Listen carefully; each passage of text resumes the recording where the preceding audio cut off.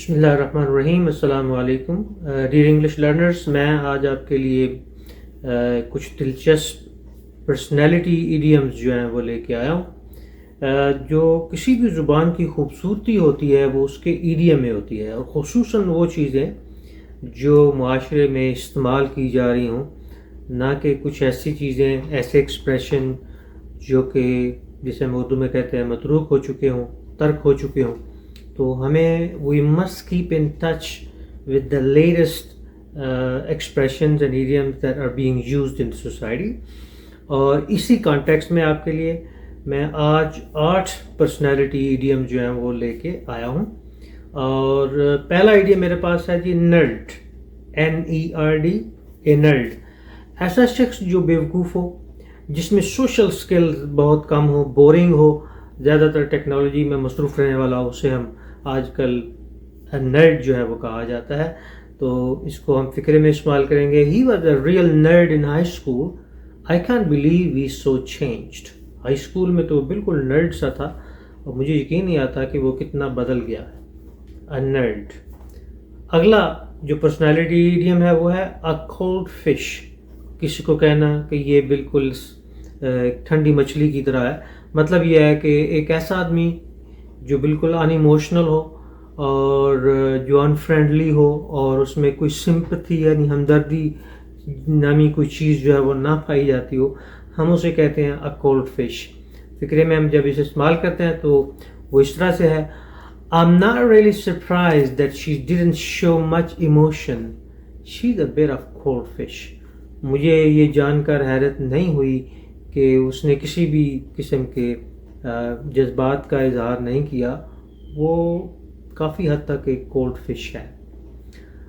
اس کے بعد ہم آگے چلتے ہیں تو ایڈیم ہے جی پرسنالٹی، وہ ہے اے لون ولف، اکیلا بھیڑیا.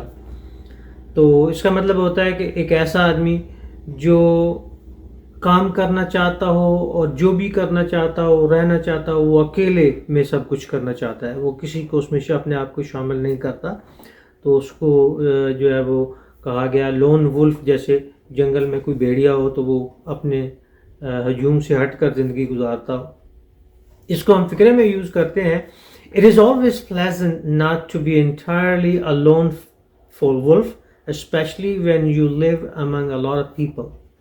یہ ہمیشہ بڑا خوشگوار تجربہ ہوتا ہے کہ آپ بالکل ایک اکیلے بھیڑیے کی طرح زندگی نہ گزاریں، خصوصاً جب آپ بہت سارے لوگوں کے درمیان رہتے ہوں. تو الون ولف ہونا جو ہے یہ کوئی اچھی بات نہیں ہے. 12 لوگ ہوتے ہیں.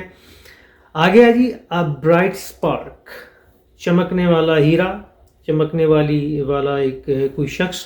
ظاہر ہے اس سے پتہ چل رہا ہے کہ ایک ایسا شخص جو بہت انٹیلیجنٹ ہو، انرجی سے بھرپور ہو، اور اس میں بڑا جذبہ، انتھوزیازم جو ہے وہ پایا جائے، اسے ہم کہتے ہیں اے برائٹ اسپارک. فکرے میں استعمال کریں تو ہم کہہ سکتے ہیں Alia is a bright spark and full of confidence and intelligence. Alia جو ہے وہ ایک چمکتا ہوا ہیرا ہے، اور اس میں بہت زیادہ اعتماد اور بہت زیادہ ذہانت پائی جاتی ہے. اس کے بعد ایک محاورہ جو یہ ایڈیم ہے وہ ہے اے چیٹر باکس، ہر وقت بولنے والا ڈبہ. چیٹر باکس، چیٹر آپ کو پتہ ہے مطلب ہوتا ہے یہ جو ہم گفتگو کرتے رہتے ہیں بلا وجہ.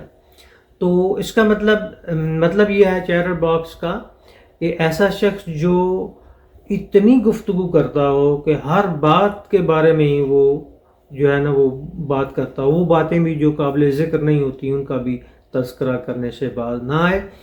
تو ہم اس کو فکر میں استعمال کریں گے: He is an awful chatterbox, never stop talking. وہ شخص جو یہ کسی شخص کی طرف اشارہ ہے وہ انتہائی چیٹر باکس ہے، انتہائی پرلے درجے کا باتونی ہے، اور کبھی بھی بات کرتے ہوئے وہ تھکتا نہیں اور رکتا نہیں. اب نیکسٹ ایڈیم ہے وہ ہے جی a party animal.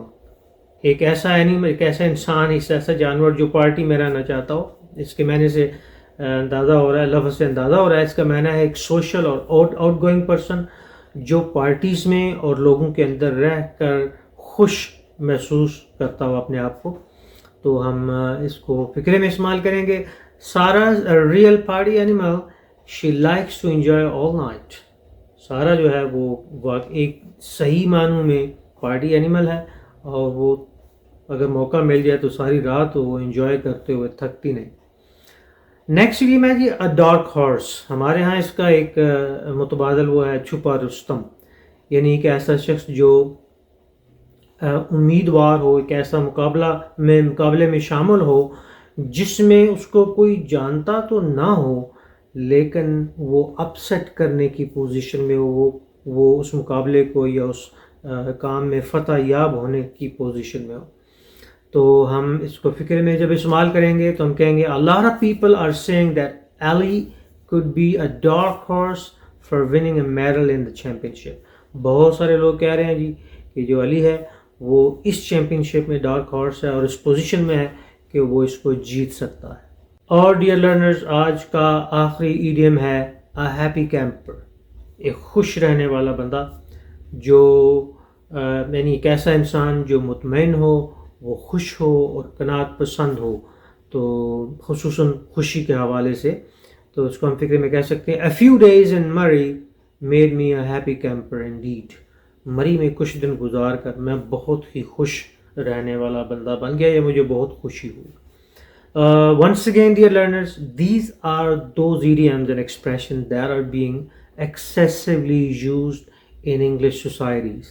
So you must be aware of them at least. If you cannot use it, at least you should be able to understand their meaning at the times when people use it.